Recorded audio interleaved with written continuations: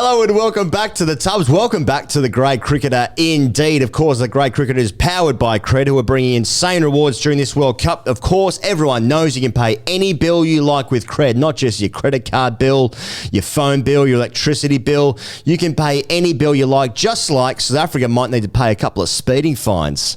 I'm sorry, that's pedestrian. It is 2 o'clock in the morning over here on the east coast of Australia. Hey, go and subscribe to Cred's YouTube channel, of course, as well, for rewarding content all over there. South Africa now top of the group, and now Group 2 is looking pretty tasty, Pez. They've chased down India's 133 with 2 balls to spare. But, mate, let me tell you, that's another great game of cricket. Let me tell you. Just let me. I'll allow it. Okay. That was a great game of cricket. Well, India's effectively knocked Pakistan out. This is a wonderful day. Okay. Yes. Isn't it? Today for celebration. Today for celebration. Diwali has come late or early, depending how you like to do your Gregorian calendars. Oh, mate. Look, I think a lot of people are saying this. Here goes, the bowlers are talking this World Cup. The ball's doing some talking. The bowlers are talking, and especially in Perth. Fuck me. That was bouncier than a mosh pit at a ska gig. I don't know. Everything looks faster in Perth. Is the air thinner there? Like, everything is a blur. It looks like cricket looks when you've had 4 beers there and thereabouts, and that is often the case with me. Yep. It was fast. It was fast, and South Africa took advantage at the start of the innings. India did as well. India sort of fuller with a bit more swing, but the ball was doing some talking, and South Africa took the advantage. Let's get into the first thing. India got Perth'd. To your point, they got Perth'd hard. Now, I don't remember a wicket as bouncy as that with as much pace since like the Wacker, which is just next door to Optus Stadium, where the new stadium is now. Same soil, yes. I think the actual Optus Stadium nets are the Wacker wickets. Is that right? It doesn't matter. I thought the Wacker wicket was that too. The Optus wicket was that too. Oh, okay. I think it's like heart surgery or heart transplant. Yeah. And you start to take on the characteristics of the human that you got it from. You know? Yep, that's right. The soul of the Wacker is there. Definitely. Mate, MARKRAM was at the edge of the circle. Yeah, in first slip. When Nortje was bowling. Yep. Crikey, Moses, Lord on high. Well, we don't know. This is recorded literally seconds after Miller has hit the winning run, so we don't know what's happened with DK. But he leapt for a ball, and I think he landed on his coccyx and also his lower back. At the same time, which is a real credit to him. Or cred. But I just keepers, did the keeper take a ball fingers pointing down at any point tonight? Sensational. I mean, really good. It was good for a spectacle, but at the same time, I don't know if South Africa could have organised a better place to play India at than that. Just in terms of the two matchups, I think that was a significant advantage given the bowling attack of both sides. And oh my God, the pace! I mean, even Rohit Sharma hit a 6 early, right? I think that might have been off Rabada, and even then. There was so many balls going behind square just because of the extra pace. There was so many balls hitting the top half of the bat for their horizontal bat shots that were going behind square. They were still intending to hit the ball in that general direction, but not as fine as that, you know. So even on their good shots, they were being done by pace a little bit, you know. And then just some of the catching, especially Rabada at fine leg, he took the highlight catch is one of Pandya diving forward, but I thought the one he took off Kohli was a great like high wire balancing act. Oh yeah, on the boundary, like a cat. Big cat. The wheels fall off sooner when we do it at 2 a.m, believe me. But there were 2 outstanding catches with different skills shown, and he took both of them seemingly without trouble too. Would you say with aplomb? I was about to. And I thought we were going to be lurching into cliche. And also, I'm hungry at the moment. I don't want to eat any plums. Are you peckish done? So yeah, you're right. Look, we were anticipating a South African pace barrage. It was an inspired selection of Lungi and Geedy for Shamsi. Yep. Inspired or just logical? Just logical. And he ends up with 4 for. Wasn't he great? It's a pace battery from South Africa. That's the only way you can call it. Yeah. And it really took Suyakumar Yadav to come in and put on a wonderful show to give India a fighting chance, which he did. A shout out for Wayne Parnell as well, who finishes with 3 for 15 off 4. Yeah, that too. Unbelievable skill and control. He's sort of the one guy who can swing, or has a tendency to swing it with a new ball. But even then, he was buying length, and it's quick, and it's at the batters, and it just all looks a bit too much, and it's frightening. When you see a wicketkeeper standing that far back and it's still like moving up, it seems like, oh, no thank you. No, how the fuck do you move your body forward towards that? As a bat. Yeah, as a bat. So I'm going to go and meet this missile. Yeah. This Scud missile coming Actually, a at bit me. far away from it. I'm going to get a bit closer to it, actually. That's right. Transfer a bit of my weight into it myself. Second thing though, Pez, as you rightly called out, Sky. Oh my God, this guy's form is just so good. I mean, you look at the scorecard, and he finishes 68 off 40. The next highest scorer is Rohit with 15 off 14. Kohli also made 12. Those are the only double-figured scores. And then extras, I think. So, you know, he dragged them towards a total. They ended up making 133 without Surya Kumar, who made a 30-ish ball 50 as well at that time when they were going at 6 and over maybe. And he's come in at 3 for very little. Would you say 3 for shit? Yeah, or as they say, 3 for spit. It somehow Spit. feels more disgusting than 3 for shit. Ugh. Anyway, that's just me thinking live. He was 28 off 20 at one point, just trying to patch together a partnership there with DK. Yes.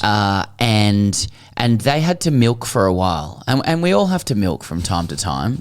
Sometimes circumstances demand milking is the order of the day, because that is what is happening in the context of whatever situation you're in. Sometimes you just gotta head down the farm. You can't go. Sometimes you can't go. You must milk. And they were milking, and they were doing it well. And then all of a sudden, Sky was 50 off 30, because that's what he does. and Dinesh Karthik was 5 off 13 while Sky was rollicking along at one point in the game. So who was the first guy to see a guy just sort of turn the strike over, sort of manipulate the field a bit, and go, that reminds me of when you go down the farm and sit down on a little stool and just plug away at the old udders there on the cow. Oh, you're milking him.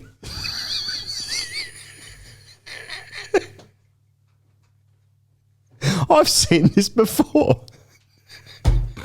plug away.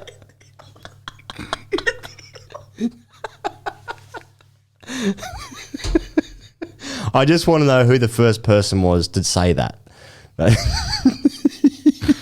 Stare me directly in the eyes. Just plug away at the udders there on the cow. I just want to know. Have a look at the farm. He's hit one down a long off there. He's milking. It's a 6-3 split field. In out. Yeah, well, that's what they were doing. Anyway, Right. And he got them up to a total. He's, I guess the only question that remains after his innings is can he do it on a bouncy deck in Australia? That's right. Yeah. Against our boys. Yeah. Who may not even make it to the next round. I think he answered that question. Okay, third and final thing. Now, I'm going to title this Miller Wins It, which is a little bit derogatory towards our dear friend Aidan Markram, Pipes Markram, whose saddle's looking really good and the chest and the biceps. It's all looking good. It's all looking really good. The setup is aligned. And there was lots of talk and commentary about what he did after the drinks break, where they were only going at about 4 and a bit and over, I think, at drinks. And then after that, they just teed off, and Markram was the driver of that. Now, I'm going to introduce Pez right now the payday moment of the day, which I do think is Kohli's drop catch in that moment. And then seconds later, Rohit Sharma misses a stump somehow from a distance of about you or me away. And either one of those moments changes the game enormously. So that is my payday moment of the day, my cred payday moment of the day. Now, let us know your payday moment in the comments. We're going to pin the top comment, and then Cred will get in touch with you, and then you get all these rewards as merchandise to be given out. Memorabilia, exactly. So that's what's going on here. But that aside, David Miller, mate, this guy is, what a player. What a fucking player this guy is. Like, maybe he's in the conversation for the best number 5 in world cricket and T20 cricket. He wins these games seemingly consistently. He's obviously won the IPL with Gujarat this year in a similar role. He won a game. I guess he's got 100 in vain in India recently in that white ball series after Australia had just played them. But just calmness personified. Most T20 caps for South Africa, T20I caps for South Africa. Cool, calm, collected. even when it's a little bit close in that last over, hits a 4, hits another 4, takes down Ashwin. Mate, what a player. So India's defending 133. They have South Africa something like 40 for 3 at the 10 over mark. Yes. Which means that South Africa needs 95 runs or so in 10 overs in a situation where in the 3 10-over periods prior to that, no one had gotten close. No. There was no 10-over period where anyone had scored that amount of runs. So from that moment, at the end of the game, and this is a game where both teams said before the game they'd prefer to bat first. So no one wanted to actually finish this game off with the bat. From that position, on that wicket, in that circumstance, with a very partisan Indian crowd there and a difficult batting wicket, for Markram and Miller to basically sire 95 runs in 10 overs, notwithstanding some severely difficult moments for India and I guess bad moments with Kohli dropping the catch and Rohit missing the run out. Yeah. That was a huge effort with the bat, and that showed great experience, great skill, and they got it done ultimately pretty easily. You have to hand it to both of them. By the same token, it's an extraordinary drop from Virat. Yeah. He's signalled towards the lights. That's obviously what you do. Of course, first thing. He did look to like have a little jolt before he drops it, and then look, we have to mention Ashwin's reaction to that. Have to. One of the all-time greats. Yeah. Gonna be lying if I didn't say there was a fair bit of laughter in this studio just looking at Ashwin's reaction because it was like he was sort of like, why have you done this to me? To me. How have you done it? Yeah. He was in disbelief. I can't speak. I can't speak. I can't even fathom. It's unfathomable. That's cricket. And then Rohit, it was like he started moving towards the stumps, and that happens. Like the ball sticks in your hand. Why is that hard? Yeah, why is it hard? Genuinely, that is hard. Yeah. But why? Because it's also just the easiest thing in the world, yet it's not. Yeah. Probably should have hit. Yeah, I guess so. How often would they even practice that? Because it seems like one of those things where it's just so easy where like you don't even need to practice it. Just fucking hit the stumps, mate. Yeah. But you're running and like it's like a egg and spoon race. I can't answer that. You're saying it rhetorically, aren't you? I guess so. Leaving a space. I guess so. To fill. Hashtag AskTGC. Okay. Let me just ask you this question right now, Pez. What does this mean for Group 2?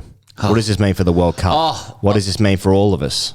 Look, we were starting to look up tickets to Adelaide on the proviso that India won the game because for a little getaway. Exactly, winery, Barossa, you know how it is. But as it was, they didn't. If they won the game, they're pretty much assured of winning Group 2. But they didn't win. They didn't win it. So now, as we've said before, it's cat pigeon stuff. Cat pigeon. South Africa's the cat. The rest of them are pigeons. Yep. Watch out. Yep. Their paws are about, and now we're looking at a tight finish. But it ain't good news for Pakistan. No, it ain't. Good news for Pakistan. Or for my stomach because I am Pakistan. Don't you worry about that. Now that means that South Africa is now top of the table on 5 points. Now, of course, they can lose their remaining 2 games, and then Pakistan can win all 3 of their last games, finishing 6 points. But South Africa have to play the Netherlands, and they have to play Bangladesh. Is that right? Because they had a washout against Zimbabwe despite being ahead of the run rate. So actually, South Africa have been playing some really good cricket in this tournament so far. I mean, they've also got to play Pakistan themselves, don't they? Yeah, they've got to play Pakistan. Yeah. So there's that. So it feels like South Africa's moved. Well, South Africa's almost definitely into the semi-finals because they do have to play Netherlands, and they will win that game. So then they will be on 7 points, and that means one team can't catch them. Okay. I'll take your word for it. Okay. Well, I don't know. There's stuff happening every single day here. Least of all on this channel. But I'm just enjoying the World Cup, man. Another close game. Stuff happening. Anyone can win this thing. I don't know who's good. Does anyone know who's good? I mean, at the same time, India could actually be out of the tournament had Pakistan beaten them if Nawaz remembered how to bowl that last over.